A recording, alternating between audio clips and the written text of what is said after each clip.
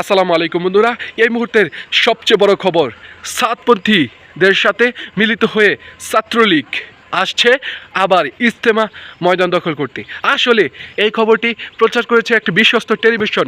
তো অবশ্যই খবরের ভিডিওটি, প্রতিবেদনটি আমরা দেখে আসবো। চলুন দেখে আসা যাক। সন্ত্রাসী হামলার মাধ্যমে সাতপন্থীরা যে মেসেজটা, যে বার্তাটা বাংলাদেশকে দিয়েছে, আমি শুধু বলবো না যে আমাদেরকে দিয়েছে, বরং বাংলাদেশকে দিয়েছে, সেটা হলো বাংলাদেশের রাষ্ট্রের প্রতি তারা একটা চ্যালেঞ্জ ছুড়ে দিয়েছে। গত দুদিন যাবৎ রাষ্ট্রের সকল গুরুত্বপূর্ণ দায়িত্বশীলদের, রাষ্ট্রের প্রতিটি এজেন্সি, সংস্থা এবং প্রশাসনের সর্বোচ্চ পর্যায়ের কর্মকর্তাদের সঙ্গে মিটিং, আলাপ আলোচনা হচ্ছিল যে একটা আলোচনার মাধ্যমে মীমাংসা হবে। দাবি দাবা যাই থাকুক, সবটাই আলোচনার মাধ্যমে মীমাংসা হবে। এবং আজকে সকাল 11টা এবং 12টায় পূর্ব নির্ধারিত বৈঠকের ঘোষণা ছিল। স্বরাষ্ট্র উপদেষ্টা মহোদয়ের পক্ষ থেকে বৈঠকের আয়োজনও ছিল এবং সেই আয়োজনেই চূড়ান্ত হওয়ার কথা বৈঠকের মধ্যে। এবং গত রাত্রেও বৈষম্য বিরোধী আন্দোলনের নেতৃবৃন্দ তারা তাদের সাথে আলোচনা করেছিল এবং শেষ রাতে তারা আমাদের সাথে সার্জিস আলম এবং হাসনাত আবদুল্লাহ নেতৃত্বে তাদের প্রতিনিধি দল কাকরাইলে আলেমদের সাথে এবং মুরব্বীদের সাথে তারা বৈঠকে তারা সেখানে নিমগ্ন ছিল, বৈঠকরত ছিল। ইন দ্য মিন টাইম সেখানে হামলাটা হয় এবং তখন হাসনাত আবদুল্লাহ এবং সার্জিস আলম তারা ফোনে সাতপন্থীদের শীর্ষ নেতৃবৃন্দকে রিকোয়েস্ট করে যে আপনারা কোনোভাবেই এখানে কোনো পারমিশন ছাড়া, সরকারের অনুমতি ছাড়া কোনো ব্যক্তি যেন সেখানে প্রবেশ না করে ইজতেমার মাঠে। কিন্তু তাদের সবাইকে উপেক্ষা করে, সকল সিদ্ধান্তকে উপেক্ষা করে তারা এভাবে সন্ত্রাসী কায়দায় সেখানে প্রবেশ করে এরকম ঘুমন্ত মানুষদেরকে এভাবে হতাহত করে তারা বাংলাদেশের ব্যাপারে সারা পৃথিবীর সামনে যে মেসেজটা দিতে চাচ্ছে আজকে বাংলাদেশ বিরোধী শক্তি, আমাদের কাছে এটা স্পষ্ট যে তারা সেই শক্তিরই দোসর হিসেবে এখন ভূমিকা পালন করছে। কাজেই এই অপশক্তিকে প্রতিহত করা আমরা মনে করি যে শুধুমাত্র আলেম ওলামাদের কাজ নয়, এটি বাংলাদেশের রাষ্ট্র এবং প্রশাসনেরও কাজ। কাজেই সেই জায়গা থেকে আমাদের স্পষ্ট দাবি হলো যে বিগত 2018 সালেও এভাবে হামলা চালিয়ে তারা 5,000 মানুষকে মারাত্মক আহত করেছিল।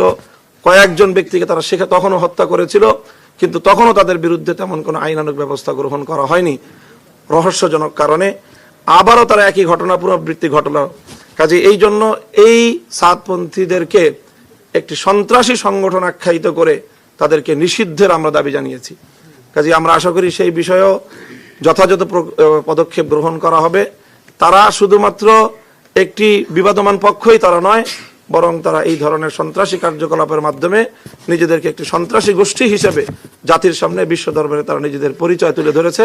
কাজে সেই বিষয়ে যথাযথ পদক্ষেপ নেওয়া হবে, এটা আমরা আশা করছি। আমরা ইতিমধ্যে আমাদের এই উদ্ভূত পরিস্থিতিতে সারা বাংলাদেশ অগ্নিগর্ভ হয়ে আছে। প্রতিটি জেলায় জেলায়, প্রতিটি থানায় থানায় সকল ছাত্ররা তারা উত্তেজনার চরম পর্যায়ে রয়েছে।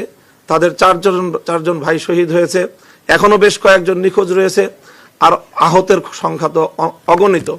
এই পরিস্থিতিতে অগ্নিগর্ভ এই বাংলাদেশকে এবং সকল আমাদের অনুসারী যারা রয়েছে, ধর্মপ্রাণ মুসলমানদেরকে, ছাত্র জনতাকে শান্ত করার জন্য আমরা কর্মসূচি ঘোষণা করেছিলাম যে আগামীকাল দুপুরে টঙ্গী ইজতেমা ময়দান অভিমুখে দেশব্যাপী সারা দেশ থেকে লং মার্চ হবে।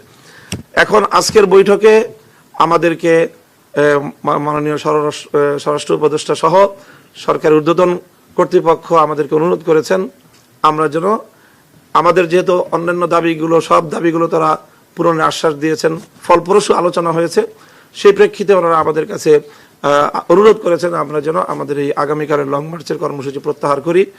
তো আমরা এখান থেকে এখনই এটা চূড়ান্ত ঘোষণা দিতে পারছি না, যেহেতু আমাদের কাকরাইল মসজিদে ওলামা সম্মেলন অনুষ্ঠিত হচ্ছে, তারা আমাদের জন্য অপেক্ষমান।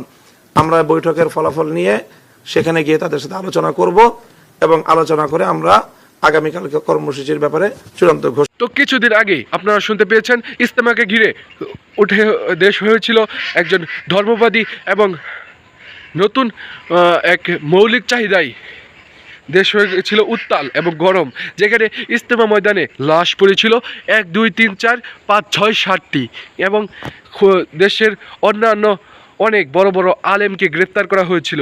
এই ভিডিওটি দেখে আপনি কি বুঝলেন? ছাত্রলীগ তো আসলে এখন নিষিদ্ধ সংগঠন। এখন যারা ছাত্রলীগ করেছিল তারা হয়তোবা নিজেরাও ছাত্রলীগ থেকে নিজেকে পরিহার করে নিচ্ছেন, কারণ একটি নিষিদ্ধ সংগঠনকে যদি থাকতে হয় অনেক দুর্ভোগ পোহাতে হয়, এটা সকলেই জানেন। এই জন্য হয়তোবা অনেকে ছাত্রলীগকে ছেড়ে দিচ্ছেন।